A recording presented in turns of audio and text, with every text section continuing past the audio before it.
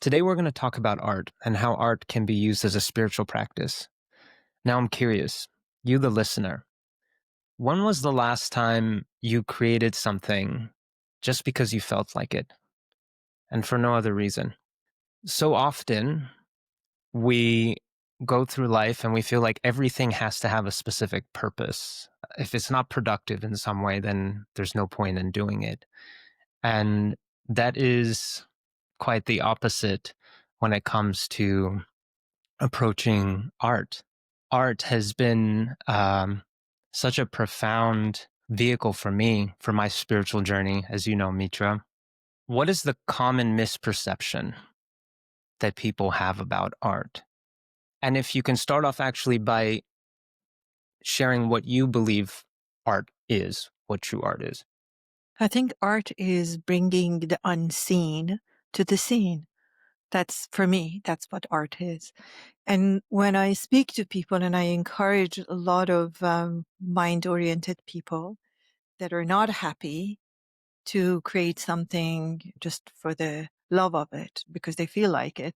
And usually the answer is, I'm just not an artist. That's the first one I hear, as if like there was a category and like, there were those artists and non-artists. The other one is they say, so what do you do with it? I mean, I paint, as you know, and I write poetry and I do things that, go home for me. And people usually say, so you're going to have an exhibition? Are you selling them? As if like that's the only purpose. Actually, I have sold them, but not intentionally. Somebody came to my office and said, I just want to buy that for my spouse and, da, da, da, da. But it wasn't like the purpose was not to sell them. And there's nothing wrong, by the way, with selling art, but that wasn't my purpose. So they think if I'm a professional, if I'm very successful here, if I'm that, then I can't be this. So the seeing it as a purpose to produce something, an income, an exhibition, a fame, a name. And so that's another thing. They say, I have no use for art. And I mean, there's so many, but the third one that is very common is that when you're in survival mode, when you've got a lot of things happening and Mm. things usually danger is around the corner, last thing you want to consider is creating art. And to their surprise, when they do that, that actually helps the healing. I have done painting, whatever you want to call that, creating colors, using colors with survivors of cancer. I've done that with people who were really in a bad place in their life. I've done that with corporate world that they thought like this is crazy. Creative writers that could not write anymore, and I asked them to just start, doodling and see what happens. So these are the things that come in the way. What we don't realize is we are all creators. We are all creators. Do I need to create exactly like you? No. I always talk about human beings as a body of life. So does my eye do exactly what my finger does? No. Do they look the same? No. Do they function the same? No. Do they both create things? Absolutely. My eyes creates beauty. My hands creates whatever it is that my hands can create. So yeah, those are the things that come in the way. Survival being huge. Notion of I'm not an artist is another one, and then the product, the end product that might not be useful. So why would I waste my time on Oh, yeah. That was me. That was that? me. There Which was a one? time in my life, all of it was me. There was a time in my life when I was just so predominantly in my left rational side of my mind. Everything was about productivity. Everything needed a specific outcome. And it was all in my mind. And I appreciated art. I appreciated it from the outside, but it was always, for me, the script was, well, I can love it, but I'm just not an artist and I never will be. I'm going to stick to what I'm good at, which is math and numbers and rational based thinking. And boy, was I wrong about that. So wrong about that. The other thing that you mentioned about when people are in survival mode, the script is, I don't have time for that right now. Or when I'm in a good place, I can do art. I need to be in a good mental place. I need to be in a positive state in order to produce art. And, the mindset there was that if I'm doing art, it needs to look good. It needs to look beautiful. It needs to meet a certain standard, which was a total misperception on my end as well. Because what I've discovered is that it's totally irrelevant, and that the process of just expressing myself through whatever artistic means, whether it be dance, music, writing, whatever, it's a way of channeling what I'm feeling in that moment, whatever it is: grief, sadness, anger, joy, love, whatever it is. It's moving through me, and it's expressing itself in a way that does not involve my mind. No mind at all. Pure feeling. And that brings clarity. Almost always for me, it brings clarity. It brings levity. So when I am experiencing a lot of sadness about something, and I put on music that resonates with what I'm feeling, and I move to that music without any thought about how it looks or anything, just moving the way that that emotion of sadness wants to move, and it expresses itself fully. When I leave that experience, I feel lighter. I feel more clear. I'm somehow see that experience from a different lens. It's very counterintuitive that it's a great time to do art when we're going through difficult times. Yeah. I wonder if people can relate to that. Where did you say? When did you say? Did you say that this needs to be rational? I'm not an artist. This is not a good time. I'm not good enough. All these things. Can anybody that is listening to us relate to that? And I know when I ask that question in person, they say, "Yep, but I'm different. So I'm an exception. I truly am not talented." And I don't understand that because I may say I don't prefer to say paint or play guitar. That's fine. Preference is very different than having a block in front of you. Preferences say I prefer to write poetry. That's great. I prefer to just rest. But when there is a statement that comes in the way, it's a very good idea to explore it. So if you can relate to anything Ben is saying that he experienced or I'm saying, that would be a good time to explore it and maybe give yourself permission just right now or just today or just this weekend to go and explore something and see how you feel and let go of thinking it should be a certain way. We don't need to all have exhibition and recite our poetry, in Shakespearean conferences, but we can just express ourselves. And I think that expression that, as I said, bringing the unseen to the scene is what gives us joy, not the quality of the product. In fact, it's not a product, it's a creation. And that's a huge thing because I know the joy. I mean, I've told you that I paint with my brother. And the way it started was really interesting that my brother saw a huge painting in his building, in his office building. And he said, Mitra, do you know someone that we can commission to paint something like that? And I want it for my home. I said, well, I know someone who can create inspired by that, not exactly like that. And, and that someone is you and me. And he said, come on, he's an attorney. He said, like, Mitra, we're not an artist. I said, well, we could be. Long story short, we ended up getting, it was huge. We had to have special equipment to just bring this, canvas home. We did it. We painted together. I did the more like wavy things. He did the more meticulous things. He's both an engineer and an attorney. And he did well. And we went a little bit off and we loved it. we loved it so much. This was many years ago, probably about 10 years ago, that we continued painting together on a regular basis. I can't tell you, Ben, how fast we move back to our childhood as soon as we start painting. We pull chairs, we push each other, we take the brush away and hide it as if like we are again, a 5-year-old and a 7-year-old playing together. It's just amazing. It's instantaneous that happens. Something opens up no matter how much of a rough day or heavy day we've had. Immediately we go there as soon as we start painting. And sometimes painting means just few lines. The rest is just, laughter and drinking tea and listening to music.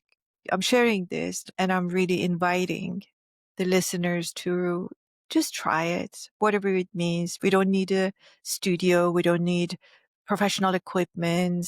We can just go and sit in the balcony or outside or in the bedroom and see what happens. And I'm not saying something amazing will happen. I'm just saying get curious about what happens and see what happens.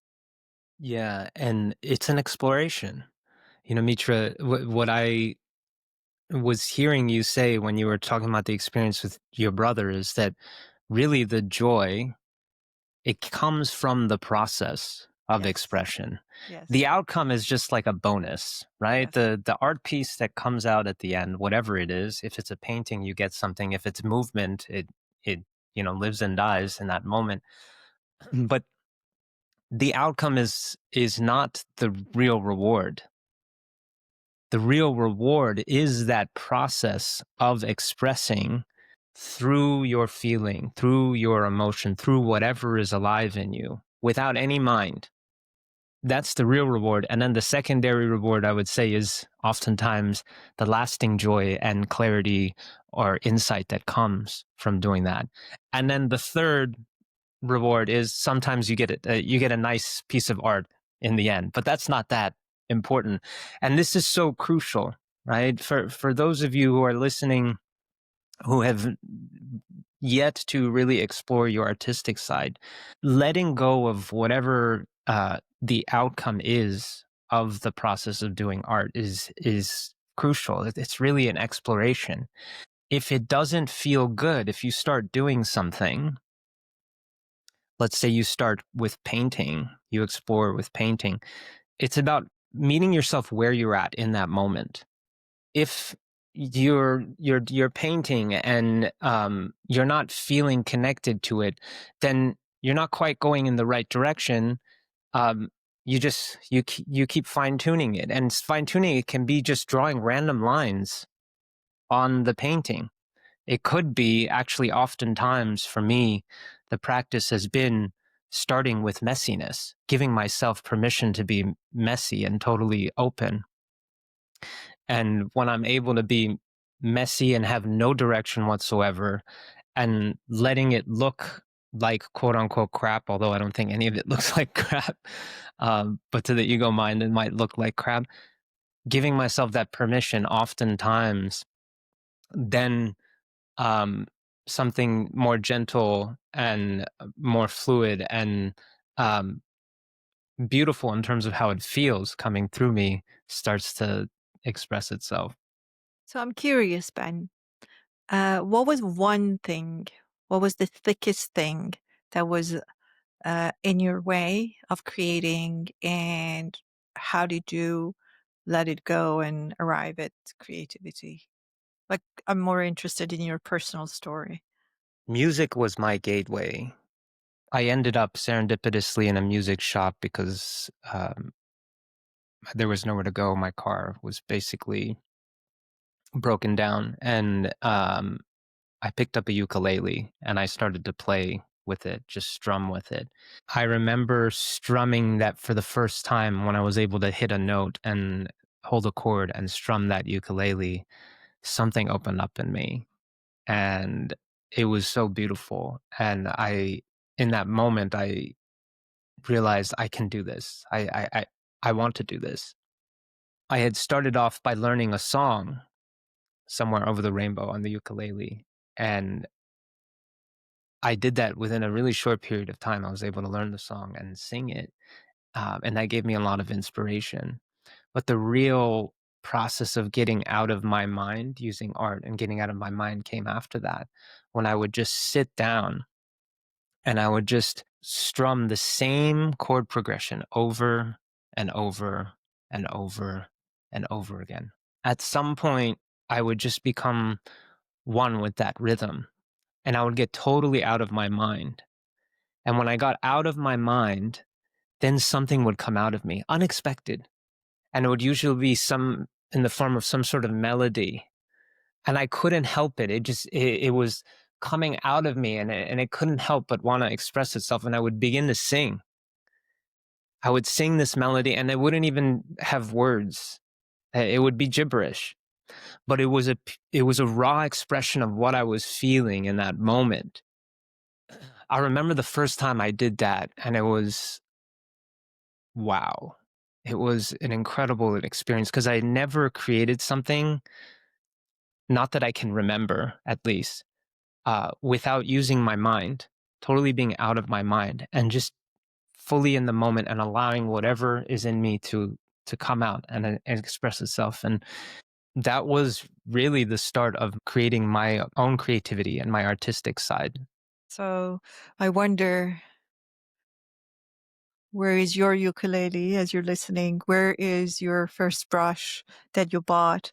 What is it that you need to do? What is that one small little step you need to take yourself to creating something just for the sake of it, for no particular purpose, not to impress anyone, not to produce anything, not to even, you know, believe that you can do it.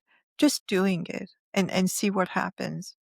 And I think the first thing that comes to our awareness is the best place to start because we may have many, many undiscovered talents. I don't know.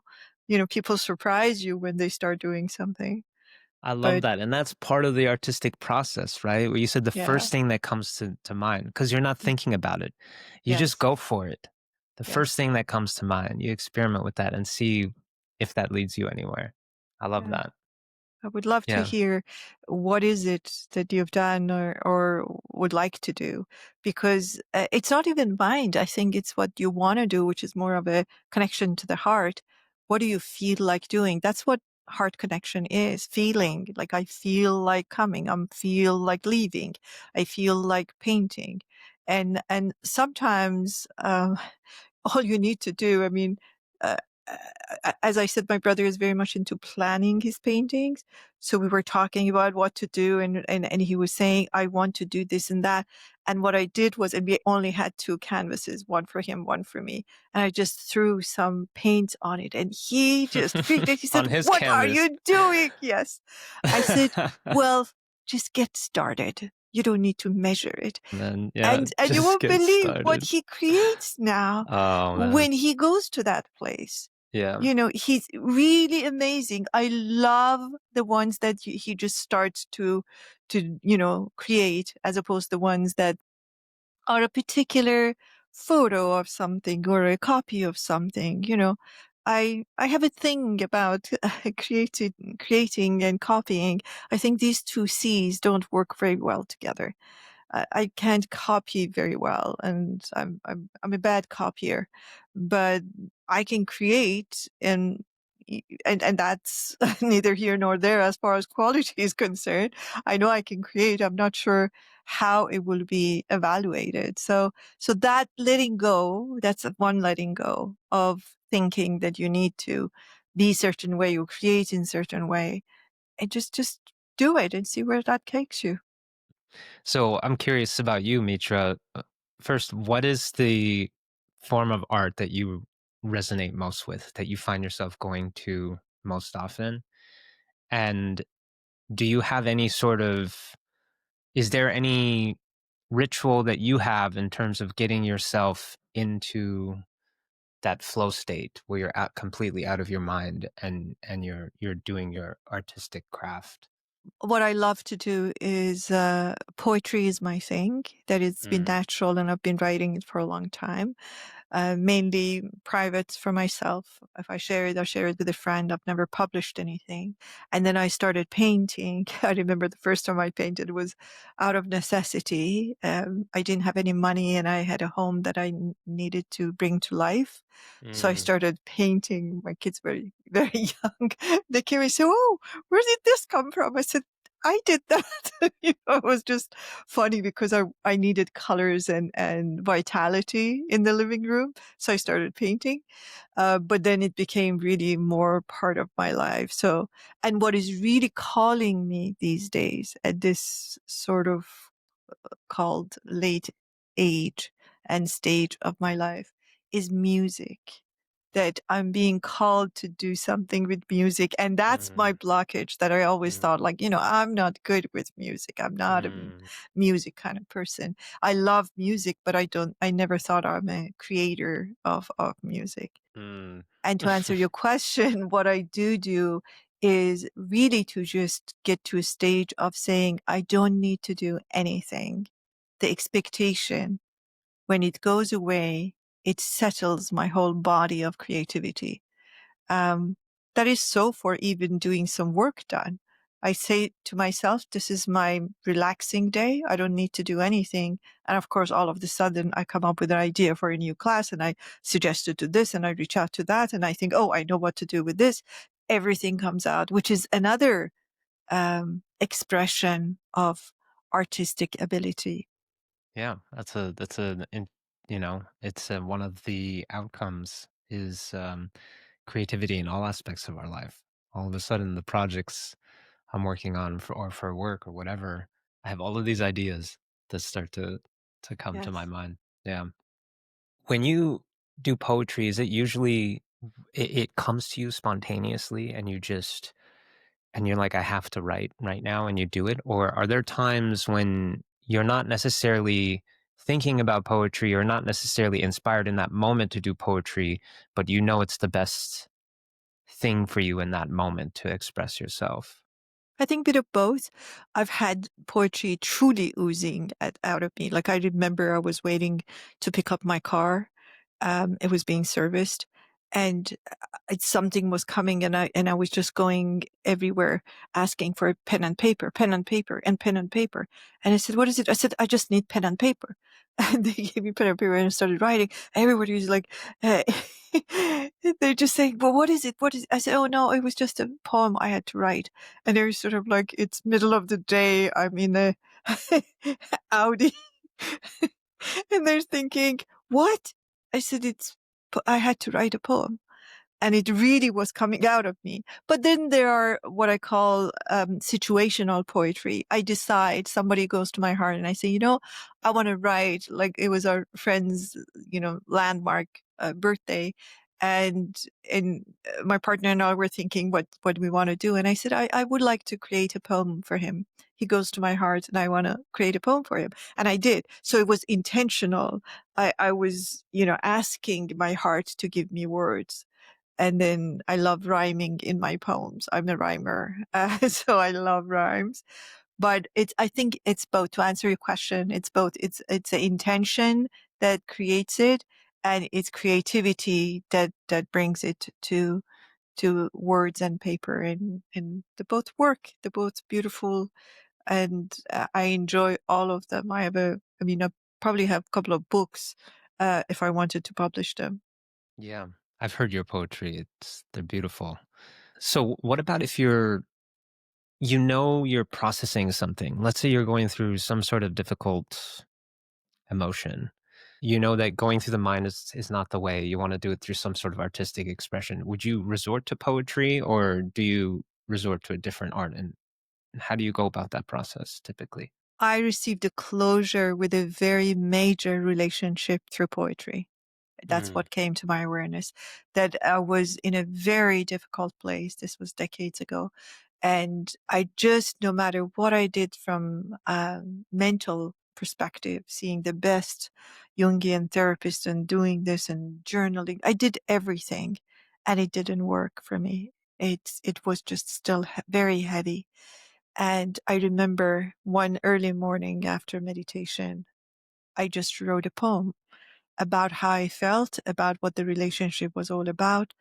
And it was almost when I was done, it was like, okay, I said it. I think I'm Mm, complete now.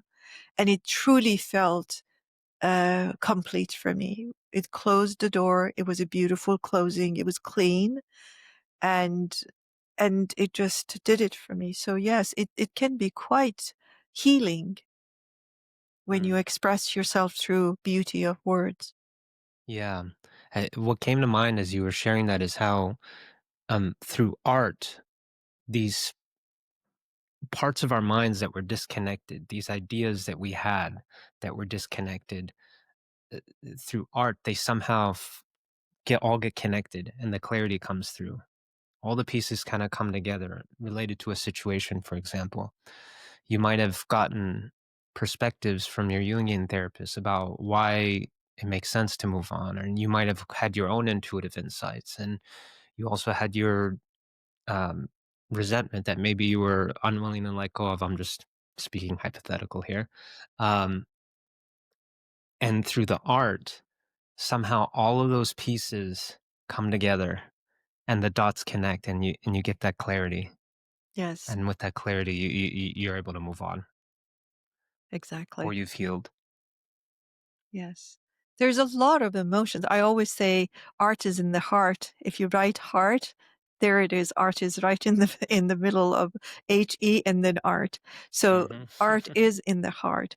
But I just came to my awareness that I created a program at UCLA Hammer Museum and Fowler Museum was called Contemplative Art Viewing, and it was really fascinating. So I just basically mixed mindfulness practice in a public setting with art viewing. I still do it with Fowler Museum and other art institutions. It's really interesting to see what happens. All I do is to take them through a practice and give them a little bit of a context of becoming aware of what's going on inside of you as you relate to the art, to the artist, and to yourself. And it became a huge thing. A lot of museums contact me and I train their staff to do this on their own. The reason it became a big thing was because it went to people's hearts. If I tell you what I see in people, whether they express it with words or not, after doing this, some people get angry, some people get emotional, some Mm, people open up, but very rarely it's nothing. mhm. And just that relationship, and that tells me a lot, that relationship with the art, not even the art you've created, the art that somebody else has created, says so much about the way we are, the blockages that we have, the liberation that exists within us, and everything in between. So I just watch people, and usually it's in an intimate setting, but it's very interesting to see what happens, the relationship with the art, because it's a huge one. There is so much there that I don't think it's been explored fully and can be. I'm curious to hear about your journey with music right now. Where do you stand with music? Are you experiencing any resistance right now in exploring I do. I do. music? The the one thing is that there's no way I can learn the keys. Like I don't understand what do they say? Take a G C. I don't understand that. Like I have decided that I do not understand notes and music. Okay. However, there's a however. My daughter left her ukulele at my home, and yesterday, lo and behold, it's been a very, very difficult day as far as tasks were concerned. I sat there and played with it, and that was a How did you huge play with thing. it? What was your starting point? Like, did you Dling, learn at dling, least dling, one dling. chord, or you just went totally blank? The I went blank slate. totally blank. Okay. Nothing. I have no idea. If you tell me play G or F, I would say like, the alphabet. I don't understand it. So, and I said, my mind has decided that it is not for me. I don't know why, where, what, doesn't matter. But I'm, I have decided that I'm going to play with it. And I even considered two things. I said, there's so much on YouTube. I call it YouTube University, that I can go and watch, and also maybe even take a class of some sort and see how it goes. But I want to just play something so that I just for the soul of it, or for my soul. I don't want to go to grave saying I could not do this. This is not for me, because I know that is not true. Definitely not true. And I'd love do you mind if I give you some pointers I on love to. how Go to ahead. explore this? Tell me. And maybe even the listeners can use some of these pointers. I love the ukulele because it's so welcoming and such a forgiving instrument. It's not hard to learn. It's small. One great place to start is to learn even one chord, just one chord. A chord is where on the ukulele on where you put your fingers down on the Hmm. fret, you Uh-huh. hold down a string. 1 to 3 chords. You just learn really simple ones. And Okay. I'm going to teach you offline, Mitra. I'm going to teach you what those 3 chords are, but I'll just say them here. The C chord, the F, and the G. Okay, Okay. C, F, G. You can easily look those up online. Okay, they're simple ones to hold. You start with one of them, and you just start strumming downwards at a certain pace, at a certain rhythm, and you do that repetitively, and you just keep doing that. And your mind is going to say, well, this is stupid. This is boring. This is not music. And you're going to keep doing it. And then your mind is going to say, really? Still? Like, no, this is not going to turn into anything.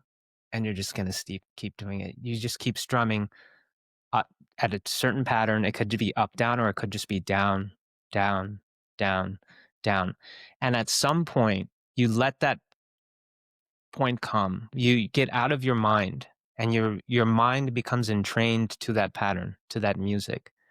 And you're out of the mind, and all of a sudden you're gonna feel some creative inspiration come through you. It could be that your hand wants to start to naturally do something different. Maybe it's a down, down, up, down, down, up, down, down, up, down, and it starts coming out itself. So the trick is to do the repetitive strumming until you reach a point where that creative inspiration comes out, and you'll feel it. You'll know when that creative inspiration comes out.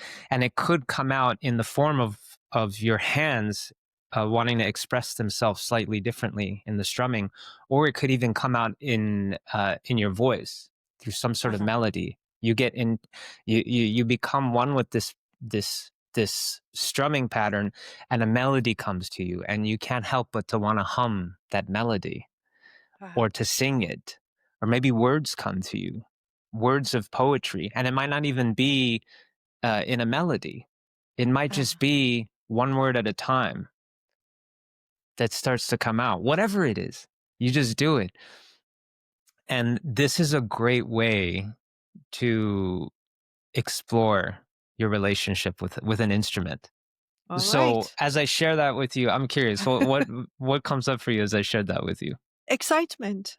Okay. Actually, excitement. And I think once my excitement is bigger than my thoughts, blocking thoughts, I'm going to start it. I'm going to, I won't be a famous ukulele player, but I'll be a player that I can play from my heart.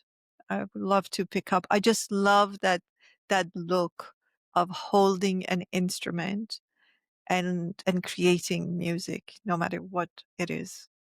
So good to express through music and through singing. Oh, the the number of insights and revelations and experiencing love on a deep level that I have had playing an instrument is countless times.